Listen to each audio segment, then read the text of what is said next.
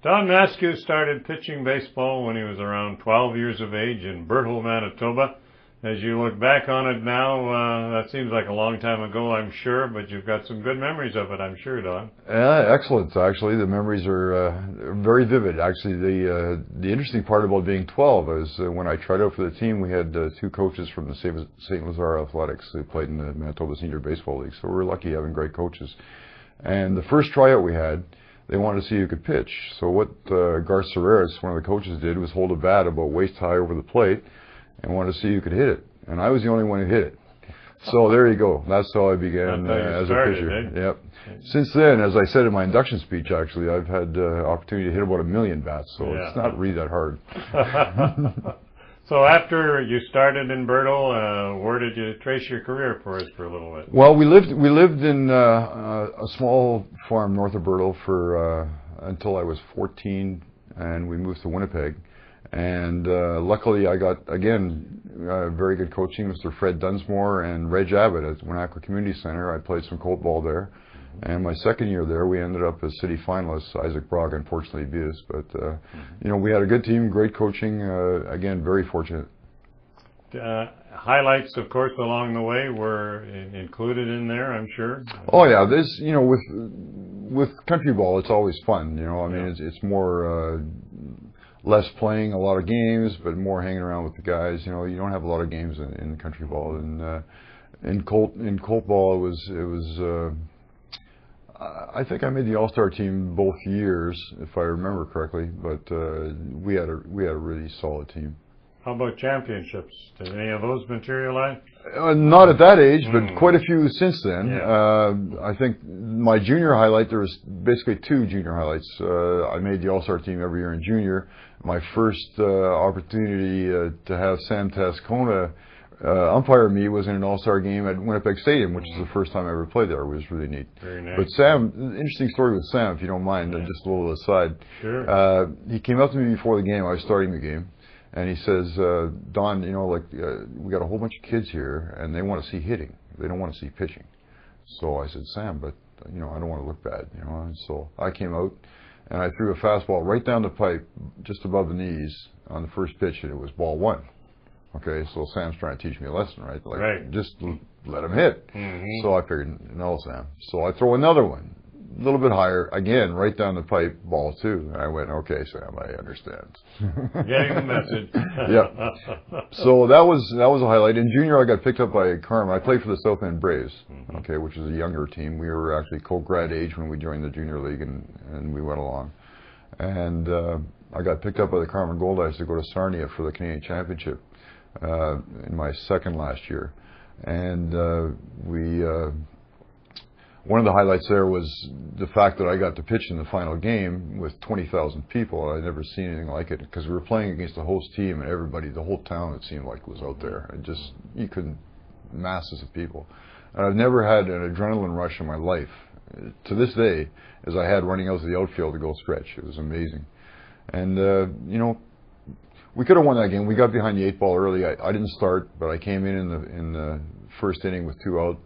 And we were already down 3-0, and we ended up losing 5-3. I allowed one of the runners that was on base to score in that inning, and then they got 1 off me in the next 7 innings that I pitched. So I always say, you know, I wish I'd started that game, and Fred Walker, who was a coach then, said he regretted not starting me too. But I'd also pitched the game before that, 2 days before that. I'd thrown 8 innings against BC and won 4-2. So I had a really good tournament. I felt really good about it. Great. Yeah. What was the best baseball team you played on over the years? Oh, Native Sons by far. Trying to pin you down, yeah. Yeah, no, don't pin me down. That's easy. That's an easy one. St. Boniface Native Sons, when we won 5 Manitoba senior titles in Manitoba in a row, which nobody's ever done. Carmen had won 4 previous to us, and we beat their record, winning 5 in a row from 1989 to 93.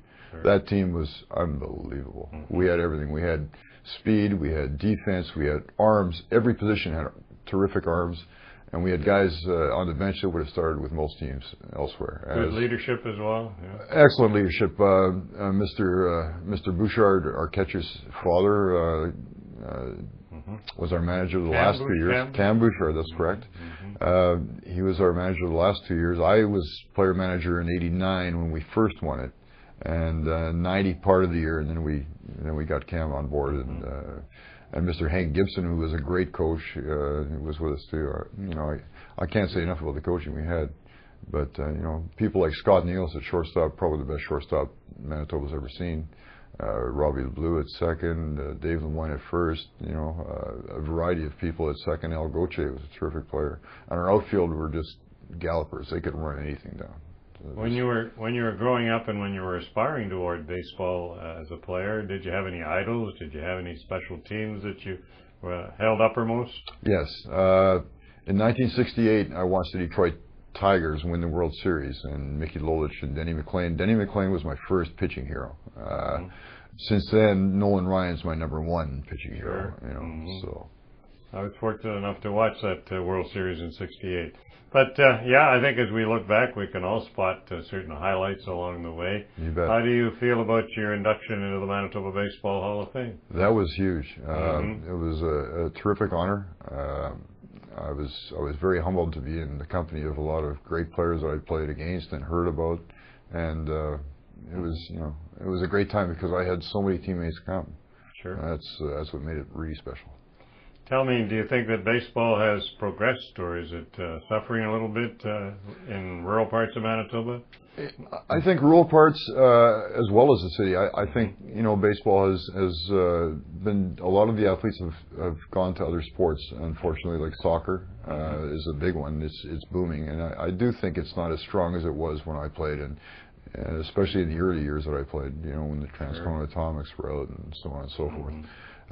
But there's still some real good ball players out there. Maybe not as many as there used to be, but I've seen some really good senior games. And the fact that they don't play Senior A in this part of the country anymore, I mean, I know the MSBL is still a Senior A league, and I've heard that they had a silver medal, I believe, last year. So I guess there's some good stuff going on out there. Sure, that's right. You personally, no regrets on baseball? The only regret I have is that I missed a couple of years. I'd married a lady who didn't like baseball and encouraged me not to play. That didn't last too long, luckily. And I got back into it when I married another lady who, well, actually before I married her, but Bob Arneal, who I used to play against in junior, called me up and asked me to join the St. Boniface team, who was in the intermediate league at that time, and that was the best move I had ever made.